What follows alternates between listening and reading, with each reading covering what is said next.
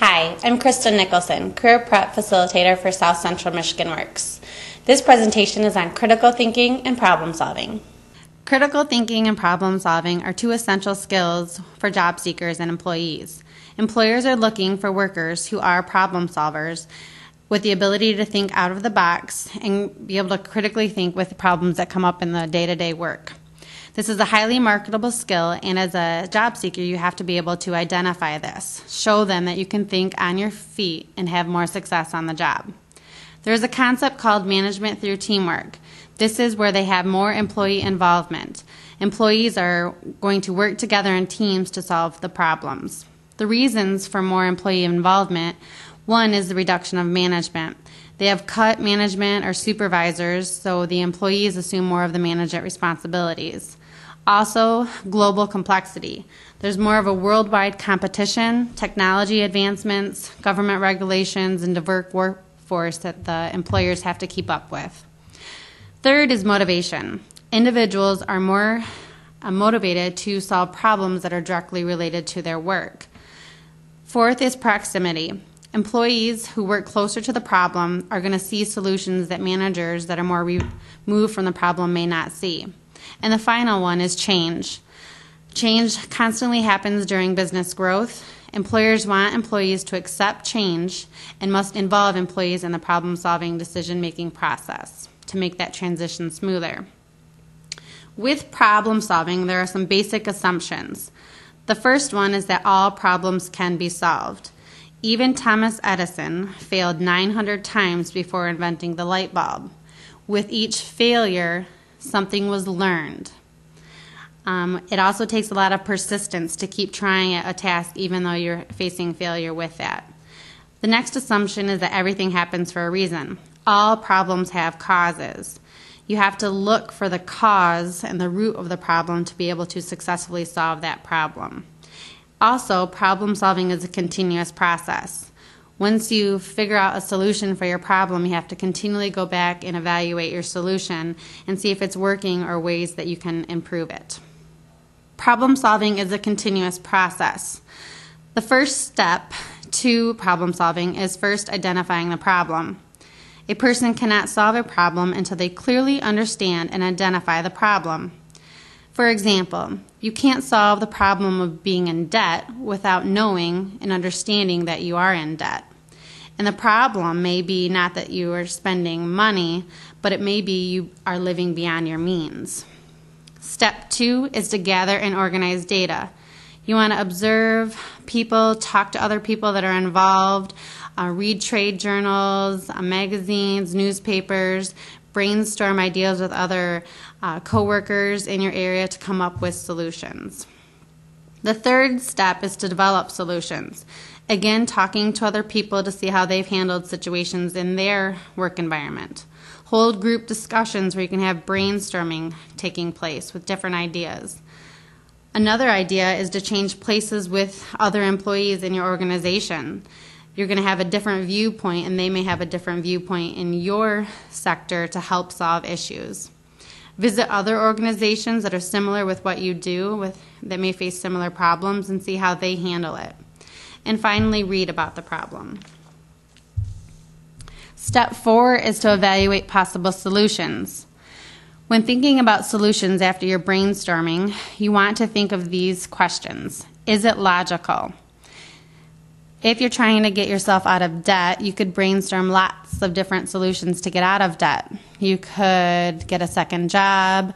You could budget and make cutbacks, downsize, maybe go from a house to something more efficient. You could have roommates and live with more people to help split up the bills.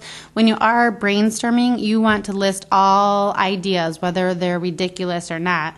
Some people might say play the lottery, rob a bank, steal from your family members. Then you want to go back and evaluate them. Is it logical? Is it logical possibly to get a second job? Is it logical to budget and downsize things? Is it logical to rob a bank or play the lottery? With those two examples, robbing a bank is going to cost you time, possibly in jail or prison for that. Playing the lottery, your chances are very slim to be winning that. And a lot of people that do win the lottery find themselves right back in the situation because, again, they're not identifying the real cause, the real problem behind them being in debt. How much will it cost is another question you want to ask yourself when you're evaluating possible solutions. And does the organization have workers who know how to implement the solution? You could have a wonderful idea, but if you don't have the knowledge from your workers to do that, it's hard to implement that into the job. And is the solution timely? If your pizza oven breaks down and you need it to make pizzas, it's not going to be a timely solution to order an oven that's going to take 6 months to come in. Step 5 is to select the best solution. The best idea might not be the most affordable, so you want to select the least costly one. Problem solving always involves risk. Fear of risk keeps people from making a decision. You cannot eliminate risk, but you need to plan ahead for errors.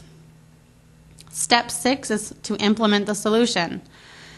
In order to successfully implement a solution or an idea, you yourself have to first believe in the idea.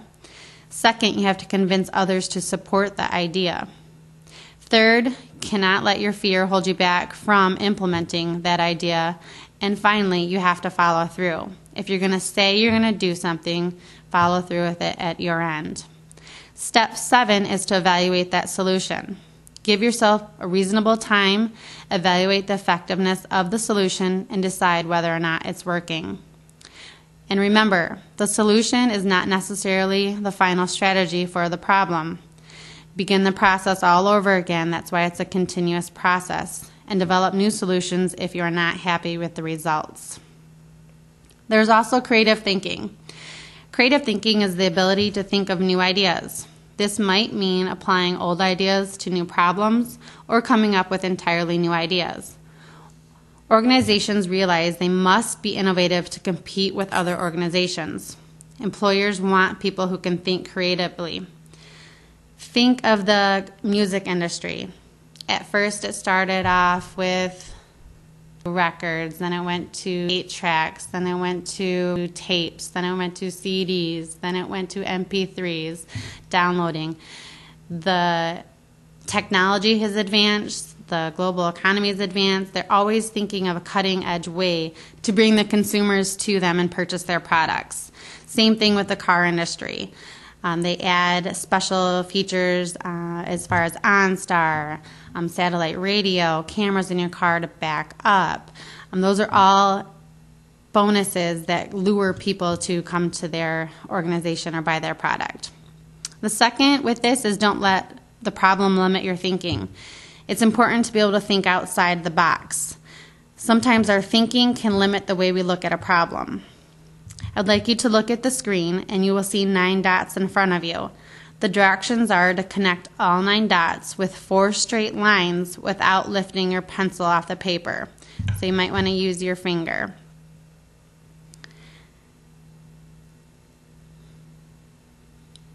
With this, the directions are to think outside of the box. When you see the box with the 9 dots, you feel like you have to stay within that square to solve the problem.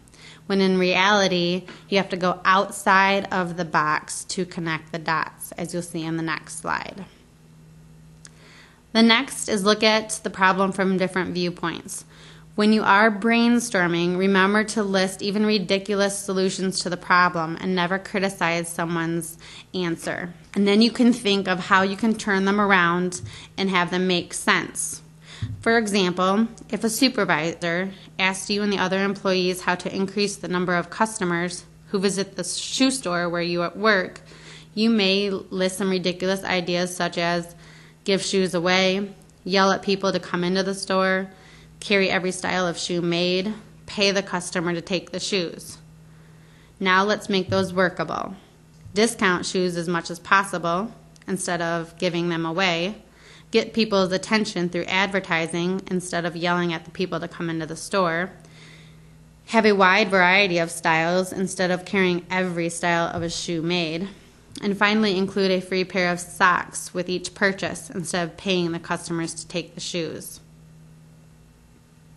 Sometimes we are so specific, we don't want to get lost in the details. We have to think more vague, which is like the next concept, use hazy thinking. Sometimes we are too specific and take things too literally in the problem-solving process. Here's another task for you to try to solve.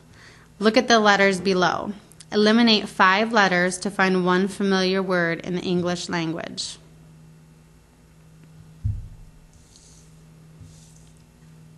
When you're thinking about how to solve this problem, looking at all these letters, you may be thinking, I have to eliminate 5 individual letters. When in reality, what they want you to do is eliminate the words 5 letters, as you can see indicated in the slide.